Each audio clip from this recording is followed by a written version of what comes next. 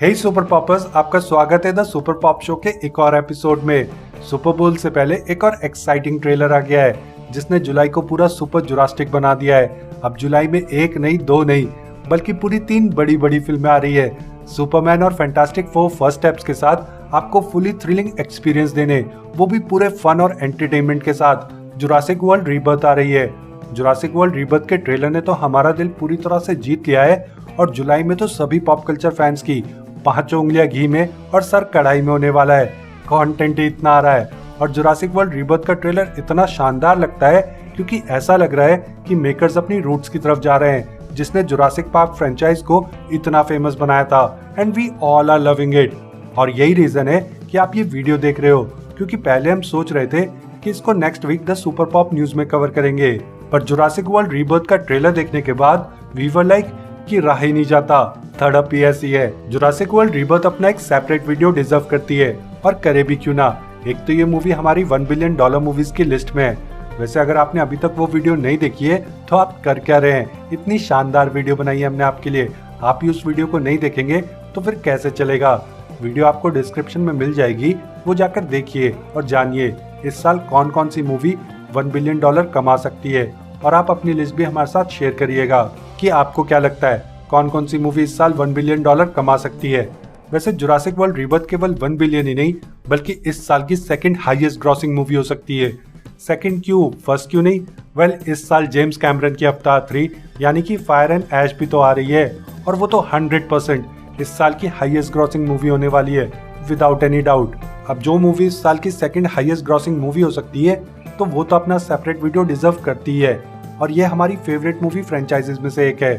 जब बचपन में हॉलीवुड मूवीज देखना शुरू किया था तो स्टार मूवीज पे Jurassic park, the mummy, aliens repeatedly आती रहती थी, तो आए दिन इन मूवीज को देखा करते थे। और बचपन में जुरासिक पार्क के साथ एक स्पेशल कनेक्शन सा बन गया था। और अब जब डायनासोर्स वाली मूवी देखते हैं तो नॉस्टैल्जिया भी हिट करता है, और हम ह्यूमंस को तो पास्ट में रहना पसंद ही है। नॉस्टैल्जिया फील करना बहुत ज्यादा पसंद है। आपने अक्सर अपने पेरेंट्स को ऐसा कहते हुए सुना होगा कि टाइम तो वो हुआ करता था, अब तो वो बात कहाँ, फिल्में तो हमारे जमाने में बनती थी। तो वही वाली बात है। तो आज की वीडियो में हम डिस्कस करेंगे कि जुरासिक वर्ल्ड मूवीज किस डायरेक्शन में जा रही थी और जुरासिक वर्ल्ड रीबर्थ से किस डायरेक्शन में जाएगी। जुरासिक वर्ल्ड रीबर्थ की trailer details plus Jurassic World rebirth की स्टोरी भी एक्सप्लेन करेंगे, और जुरासिक वर्ल्ड रीबर्थ के ट्रेलर में कौन कौन से और कितने डायनासोर देखने को मिले उनके बारे में भी जानेंगे, और उनके डिजाइन को लेकर जो कंट्रोवर्सी चल रही है उसको भी एक्सप्लेन करेंगे कि हमें क्यों लगता है कि एकदम परफेक्ट डिजाइन है। और भी इंटरेस्टिंग डिटेल्स है जिन पे बात करेंगे, पर सबसे पहले ऐसे ही और भी वीडियोस देखने के लिए आप द सुपर पॉप शो को सब्सक्राइब कर दीजिए और साथ में नोटिफिकेशन बेल भी दबा देना, ताकि पॉप कल्चर से रिलेटेड कोई भी वीडियो आप मिस ना करें। तो बिना कोई समय गवाए चलिए वीडियो शुरू करते हैं। इस बात पे तो कोई संदेह ही नहीं है कि जुरासिक वर्ल्ड मूवीज पैसा चाहे जितना भी कमा ले, पर जो उनकी क्वालिटी है वो धीरे धीरे नीचे गिर रही है। और अभी जो लास्ट जुरासिक वर्ल्ड डोमिनियन आई थी, भले उसने बॉक्स ऑफिस पर $1 बिलियन कमाए हो, पर वो मूवी सच में उतनी अच्छी नहीं है, और उसकी जो रिवॉचेबिलिटी है वो भी बहुत कम है। और मैं जो जुरासिक पार्क मूवीज का बहुत ही बड़ा फैन हूँ, उसने भी जुरासिक वर्ल्ड डोमिनियन केवल 2 ही बार देखी है, क्योंकि जुरासिक वर्ल्ड डोमिनियन ऐसी लगती है कि जैसे उसमें डायनासोर्स कम और टिड्डे ज्यादा हैं, और यही वो रीजन है जिसकी वजह से लोग उस मूवी को ज्यादा पसंद नहीं करते। जुरासिक पार्क मूवीज की शुरुआत एडवेंचर हॉरर मूवीज की तरह हुई थी, और जब बचपन में स्टीवन स्पीलबर्ग की जुरासिक पार्क देखते थे तो उन मूवीज में डायनासोर्स को देख के डर लगता था और उन मूवीज में हॉरर एलिमेंट्स होते थे। तो जब जुरासिक पार्क जुरासिक वर्ल्ड में चेंज हुई और जैसे जैसे इस फ्रेंचाइज ने फ्यूचर में कदम रखा तो वो अपनी रूट्स को ही भूल गई, और जुरासिक वर्ल्ड मूवीज में एडवेंचर और हॉरर दोनों ही मिसिंग रहने लगा।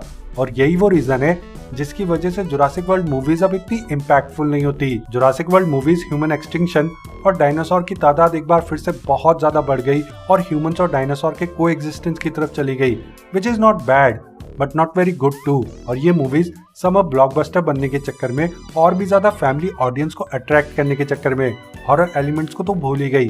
और most important, Jurassic park movies में डायनासोर्स को देख के लगना चाहिए कि अच्छा हुआ डायनासोर्स एक्सटिंक्ट हो गए, वरना हम ह्यूमंस एक्सटिंक्ट हो जाते। What I mean to say is that कि क्रिएटर्स को एक तो ह्यूमंस और डायनासोर के कोएग्जिस्टेंस की तरफ नहीं जाना चाहिए था, क्योंकि जब एक तरफ आप ये दिखा रहे हो कि ह्यूमंस डायनासोर से गधा मजदूरी करवा रहे हैं, तो दूसरी तरफ डायनासोर्स को देख के उनसे डर कैसे लगेगा।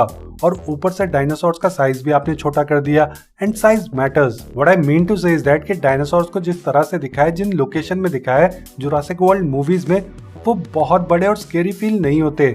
डायनासोर्स मूवीज में सारा खेल तो परसेप्शन और प्रेजेंटेशन का ही है, and that's why Jurassic world movies में जो डायनासोर्स है वो इतने ह्यूज नहीं लगते जितने जुरासिक पार्क मूवीज में लगते हैं। तो ये सारी चीजें अब ठीक होती हुई नजर आ रही है, क्योंकि स्टीवन स्पीलबर्ग के जुरासिक पार्क के राइटर डेविड कोएब अब लौट आए हैं जुरासिक वर्ल्ड रीबर्थ को पीक पे ले जाने के लिए। और जब भी ओरिजिनल क्रिएटर्स वापस आते हैं तो कंटेंट अच्छा ही बनता है, क्योंकि वो अपने साथ अपना पैशन भी लेके आते हैं, क्योंकि वो ओरिजिनल मूवी भी तो उन्हीं के पैशन की वजह से अच्छी बनी थी।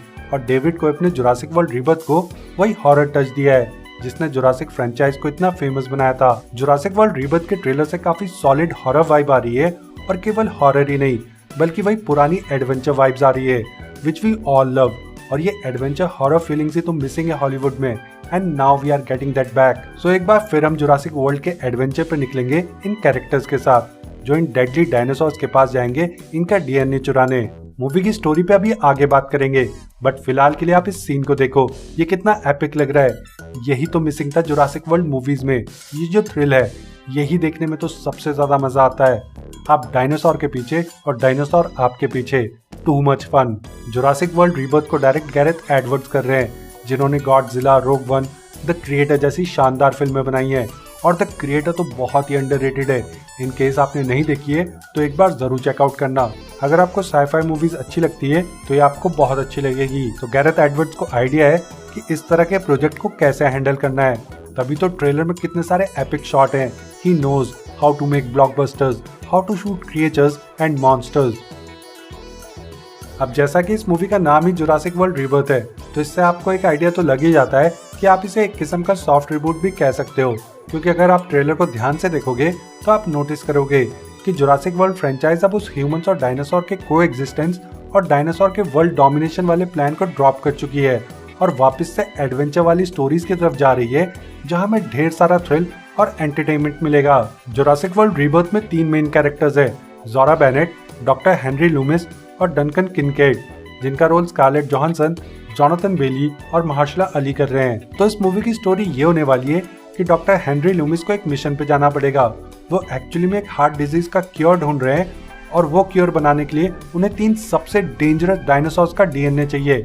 तो इस डेडली मिशन पे उनकी मसल मैन होंगी स्कारलेट जोहानसन, जो उनको प्रोटेक्ट करेंगी, और महाशला अली बनेंगे उनके गाइड, जो उन्हें उस आइलैंड पे लेके जाएंगे जहां वो 3 सबसे डेंजरस डायनासोर्स हैं। अब जब ये तीनों इस मिशन पे जाएंगे तो इन्हें पता चलेगा कि जब फर्स्ट जुरासिक पार्क बना था तो वहां पे एक खुफिया जगह थी जहां पे एक्सपेरिमेंट करे जाते थे और फ्रॉग के डीएनए से डायनासोर्स को बनाने की कोशिश करी जाती थी। पर कुछ एक्सपेरिमेंट्स तो फेल भी हुए होंगे, और उस जगह का एक डार्क ट्रूथ है कि जो भी एक्सपेरिमेंट फेल होते थे और जो भी डायनासोर्स बहुत ही ज्यादा खतरनाक हो जाते थे, जिन्हें पार्क पे नहीं ले जाया जा सकता, उन्हें वहीं छोड़ दिया जाता था। और आज भी वहां पे कुछ बहुत ही डेंजरस डायनासोर्स हैं। तो जुरासिक वर्ल्ड रीबर्थ की इस टीम का सामना उन डेडली डायनासोर्स से होगा, और उन्हीं में से सबसे 3 डेडली डायनासोर्स का डीएनए ने चाहिए होगा। तो मूवी डेफिनेटली बहुत ही ज्यादा थ्रिलिंग होने वाली है। अब जुरासिक वर्ल्ड रीबर्थ के ट्रेलर में जो डायनासोर्स दिखाए हैं, उनके डिजाइन पर डिस्कशन करने से पहले आपके लिए ये जानना जरूरी है कि इस ट्रेलर में कितने और कौन कौन से डायनासोर्स दिखाए हैं। तो इस ट्रेलर में टोटल 8 डायनासोर्स दिखाए हैं। अब देखो, कोई भी जुरासिक मूवी बिना टी-रेक्स के तो कंप्लीट हो ही नहीं सकती, और इस ट्रेलर में भी हमें एपेक्स प्रीडेटर टी-रेक्स 1 से ज्यादा बार देखने को मिलता है, और टी-रेक्स का पूरा नाम ट्राइनोसॉरस है। फिर हमें पानी वाले सीन में मोसासॉरस देखने को मिलता है, जोरा और उसकी टीम को डराते हुए। फिर डायलोफोसोरस हमें देखने को मिलता है, और जिन्होंने फर्स्ट जुरासिक पार्क मूवी देखी है वो तो इसे पहचान ही गए होंगे।